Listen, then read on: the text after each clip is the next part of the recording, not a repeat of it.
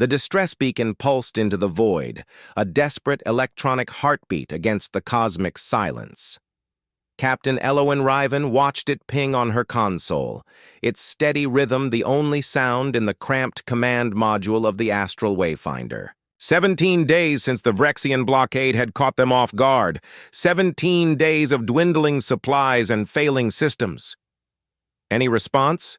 Elowen asked, not bothering to look up from the navigation charts. The question was mere formality. The answer hadn't changed in over 2 weeks. Tio. Commander Kadric Moravin shook his head, copper eyes reflecting the dim emergency lighting. "Nothing on standard frequencies. The Vrexians are jamming everything within 3 parsecs. "Keep trying," she said. But they both knew it was futile. The Vrexian Imperium had declared this sector quarantined after the diplomatic incident at Proxima Centauri. Humanity's first and last attempt at negotiating with the crystalline beings had ended with 3 dead ambassadors and a formal declaration of species incompatibility. Chief Engineer Lasana Nyota burst through the airlock, her dark skin glistening with coolant fluid. "Oxygen recyclers just hit critical. We've got maybe 36 hours before we're breathing our own carbon dioxide." Elowen nodded grimly. "And the engines? Fusion cores completely dead. Whatever weapon they hit us with, it fried the containment protocols. We're adrift." The silence that followed was heavier than the artificial gravity. 7 crew members, the last representatives of humanity in this forsaken corner of space, and no hope of rescue. The nearest human outpost was weeks away, even at full speed. "Captain," came Tactical Officer Vorin Karst's voice, unusually tight. Something just dropped out of hyperspace. All eyes turned to the view screen as a massive shape materialized against the star field. It wasn't the angular crystalline architecture of Vrexian warships, nor was it the familiar utilitarian design of human vessels. This ship, if it could even be called that, was organic, almost arterial in its construction, with pulsing veins of energy coursing through semi-transparent hull sections. "What in the void is that?" whispered Moravin. The alien vessel dwarfed their small scout ship, extending outward in impossible geometries. As they watched, smaller appendages unfurled from its main body, probing the space around it like the tendrils of some cosmic anemone. "It's scanning us," reported Science Officer Malira Don, her fingers flying across her console. "Directed energy pulses, unlike anything in our databases." Elowen felt a chill race down her spine. "Hail them, on all frequencies," confirmed Moravin. "No response." Without warning, the Astral Wayfinder shuddered as a beam of impossibly pure light enveloped them. Elowen braced herself for destruction, for the sudden vacuum of space. But instead, she felt a strange tingling sensation as the light pulsed through her very atoms. "We're being pulled in," Malira reported, voice taut with fear and wonder. "Some kind of tractor technology, but it's reading our molecular structure at the same time." As the massive alien vessel drew them inexorably closer, Elowen saw with startling clarity what awaited them in its cavernous hangar bay. Dozens of Vrexian ships suspended in the same ethereal light, their crystalline forms darkened and inert. "They're collecting them," Elowen whispered. But why? The answer came not as words, but as a sensation that bloomed directly in her mind. Judgment. The Astral Wayfinder passed through the energy barrier into the belly of the colossal entity, and Elowen knew with absolute certainty that humanity's place in the cosmos was about to be forever altered. The sensation of being inside the vast alien vessel defied description. Gravity shifted in subtle waves, as though the ship itself breathed. The air, if it could be called that, felt charged with potential, tingling against exposed skin. Captain Elowen ordered her crew to don their emergency atmospheric suits, but the gesture seemed oddly ceremonial. Whatever environment the alien vessel maintained, it wasn't immediately harmful. Diagnostics show our systems coming back online, Lozana reported incredulously. The fusion core is stabilizing. Whatever field surrounds us is actually repairing our ship. Before anyone could respond, a portion of the organic-looking wall before them dissolved, revealing a corridor bathed in bioluminescent light. The message was clear. "Follow." "Captain, we shouldn't," began Moravan, but Eloan cut him off with a raised hand. "They could have destroyed us instantly. Instead, they're fixing our ship and inviting us deeper. I'm taking this as a positive sign." She unholstered her sidearm nonetheless. "Moravan, Karst, with me. The rest of you, stay with the ship. If we're not back in 3 hours, try to leave, if you can." The corridor pulsed with living light as they walked, occasionally branching into impossible geometries that seemed to fold back on themselves. They passed chambers containing what appeared to be preserved specimens from countless worlds, plants, minerals, artifacts suspended in fields of energy. "It's a museum," Karst whispered, "or an ark." They finally emerged into a vast spherical chamber.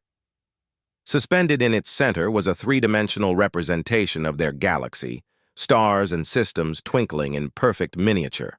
Around its perimeter floated what could only be described as beings of pure energy, their forms constantly shifting between states of matter. Humans, came the thought sensation, simultaneously from everywhere and nowhere.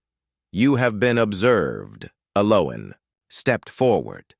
"We thank you for the rescue. Our ship was damaged in a conflict with the Rexian Imperium. We know of the crystals. They too have been observed." The galaxy map shifted, zooming into the local sector. Highlighted in red were Vrexian territories, far more extensive than human intelligence had ever suspected. For 3 galactic cycles, the crystals have expanded. They consume resources without replenishment. They extinguish potential. This is not balance. Another shift, and now the map showed Earth and its colonies, highlighted in blue. For 1/10 of a cycle, humans have expanded. You alter environments but preserve diversity. You communicate with unlike minds. You seek knowledge before resources. Moravan cleared his throat. "You've been watching us? We are the archivists. We observe all emergent intelligence. We maintain the balance." The map shifted again, showing conflicts between humans and Vrexians across the frontier. With each image, Eloan recognized battles that had been classified or simply unknown to most of humanity. Skirmishes on distant moons, sabotaged colonies, the destruction of research vessels. The crystals initiated 97% of hostilities. Humans defended proportionally in 82% of encounters. Karst stepped forward. "Are you saying you're judging our conflict?"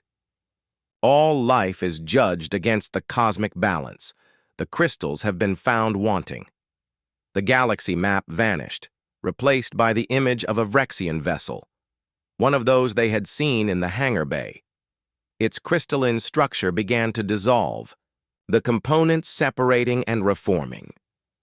The crystals will be reconfigured. Their expansionist directive will be removed. They will begin anew. Horror and fascination warred within Eloan. "And what about humanity?" The energy beings pulsed brighter, and Eloan felt a strange sensation. Amusement, perhaps? "Humanity stands at a crossroads. You have potential for balance or destruction. We have intervened to prevent the crystals from determining your path prematurely." "You're giving us a chance," Eloan whispered. "You will return to your kind with knowledge. Choices must now be made." The map reappeared, but different now, showing pathways of expansion through the galaxy, routes that avoided resource depletion, systems ripe for colonization without disrupting emergent life. "This is our judgment. Humanity may proceed but will be observed." 3 months after their encounter with the beings they now called the Archivists, Elowen stood before the United Earth Council, her testimony entering its 4th hour. Behind her, displayed on the chamber's massive view screen, rotated a holographic rendering of the Archivist vessel based on her crew's collective memories. "And you're certain they made no explicit threats against humanity?" asked Counselor Ivexis, her skepticism evident even through the formal diplomatic tone. "None," Elowen confirmed, but the implication was clear: we're being tested. The council chamber erupted into murmurs. The revelation of an ancient race monitoring galactic civilizations had sent shockwaves through human society. Some religious groups claimed vindication, others heresy. Scientists were divided between excitement and terror. Military strategists saw both opportunity and existential threat. "The data package they uploaded to our systems," continued Elowen, "contains charts of regions previously unknown to us, habitable worlds, resource-rich systems, all carefully selected to allow for human expansion without disrupting developing species or overtaxing ecological systems." "A convenient gift," remarked Fleet Admiral Braxis Terrell, the most vocal skeptic on the council. "Or perhaps a way to redirect our attention while they deal with the Vrexians. We still don't know what reconfiguration entails." Elowen acknowledged this with a nod. "True. But our long-range scans of former Vrexian territory show their fleets retreating from contested borders. The blockades are lifting. Whatever the Archivists are doing, it's already changing the strategic landscape. In the months since their return, Elowen and her crew had been celebrated as heroes by some, denounced as traitors or lunatics by others. The data they'd brought back had been authenticated beyond question. The star charts alone represented astronomical knowledge impossible to fabricate. But the implications were too vast for easy acceptance. "What's most significant," interjected Science Officer Malira Don, who had accompanied her captain to the hearing, "is the Archivists' assessment of human potential. They see something in us worth preserving, worth guiding, or worth manipulating," countered Admiral Terrell. "How convenient that they've neutralized our primary adversary while directing our expansion along paths they've selected." Counselor Orena Vask, who had remained silent until now, leaned forward. "Captain Riven, in your professional opinion, do you believe humanity should follow the Archivists' guidance?" Elowen took a moment before answering. "Counselor, I believe we'd be fools not to consider it. The Archivists have technology millennia beyond our understanding. They could have destroyed or enslaved us without effort. Instead, they offered knowledge and choice." "Choice," echoed Vask. "Yet they've already made choices for the Vrexians, haven't they? What happens if we choose differently than they expect?" The question hung in the air, unanswerable. After the hearing, Elowen found herself in one of the orbital platform's observation lounges, staring out at Earth below. Chief Engineer Lazana joined her, carrying 2 glasses of Martian whiskey. "They're scared," Lazana said, handing Elowen a glass. "Can't blame them." "Wouldn't you be? An ancient race appears from nowhere, abducts some of our ships along with our enemies, then tells us they've been watching all along, judging us." Lazana sipped her whiskey. "The thing that keeps me awake at night isn't that they're watching. It's wondering who else might be watching, too." Elowen nodded solemnly. The Archivists had revealed one layer of cosmic hierarchy, but was it the only one? Were the Archivists themselves being observed by some even more advanced intelligence? "The Council will debate for months," Elowen said, "but in the end, they'll follow the Archivists' path. We're curious by nature. We can't resist the lure of those uncharted systems." "And that's exactly what the Archivists are counting on," Lazana replied. Before Elowen could respond, her neural implant chimed with an urgent message from Moravan. "Vrexian diplomatic vessel requesting emergency approach clearance. They're asking for you specifically, Captain." Elowen stared at Earth's blue curve, wondering what new chapter in humanity's cosmic journey was about to unfold. "They're here," she said simply. The Vrexian that entered the diplomatic chamber bore little resemblance to the aggressive crystalline beings humanity had come to fear. Where once its form had been jagged and opaque, now it possessed a translucent quality, inner light pulsing in complex patterns. Its voice, previously a harsh, grating frequency, now resonated at a pitch comfortable to human ears. "I am Harmonizer X-Still," it announced, the new title unfamiliar. "I speak for the reconfigured. Elowen, selected as humanity's representative, for this unprecedented meeting," inclined her head. "Captain Elowen Riven, United Earth Forces, we welcome you to Earth Orbital Platform Serenity." The assembled human dignitaries, military officers, scientists, and politicians watched with barely concealed tension as the being moved further into the chamber. Monitoring systems tracked its every molecule, ready to trigger countermeasures at the slightest threat. "We come in..." "Understanding," said X-Still, struggling slightly with the concept. "The archivists have adjusted our perspective."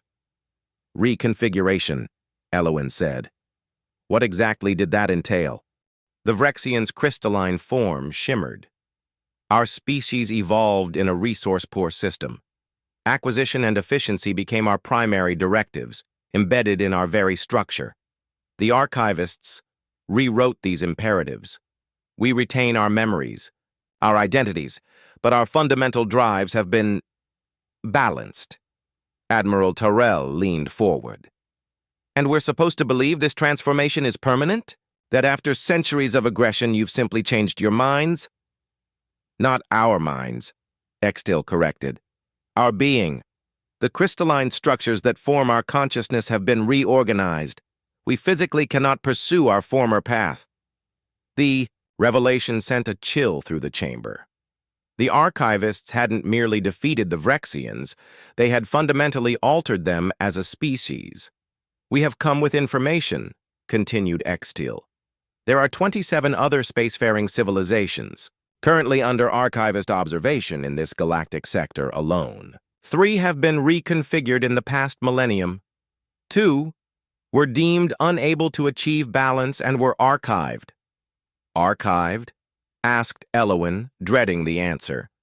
"Preserved as cultural specimens. Their worlds remain as museums. Their knowledge is accessible.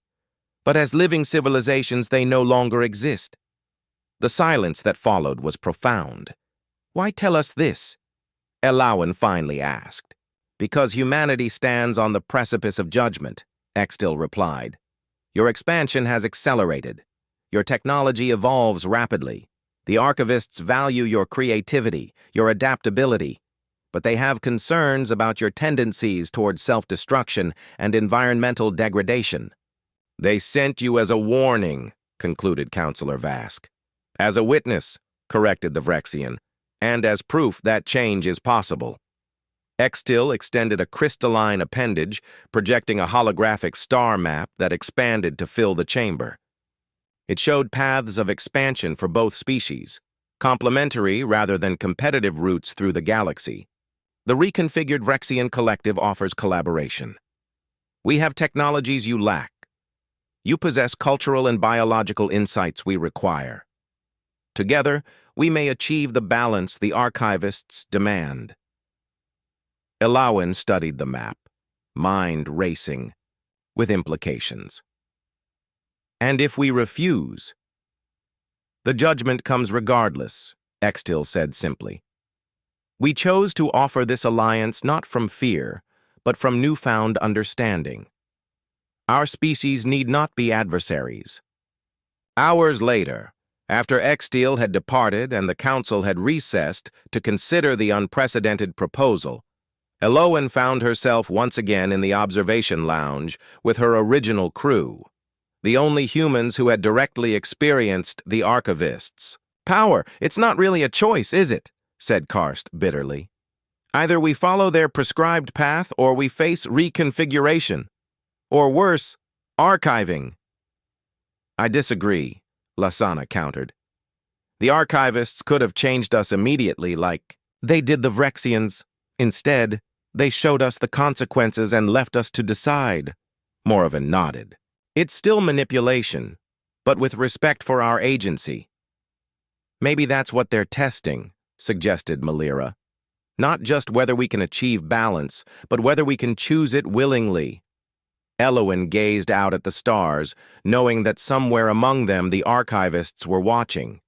Perhaps they were discussing humanity's progress at this very moment, evaluating their experiment.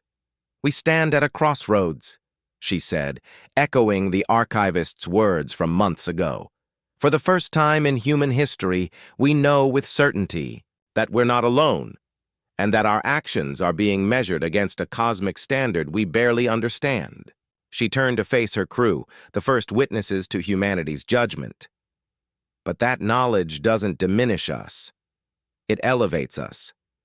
We've been deemed worthy of the chance to prove ourselves.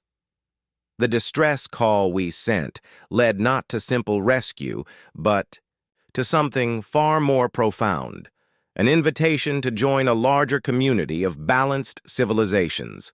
Malira smiled. So we accept the Vrexians' offer? We consider it carefully, Elowin corrected.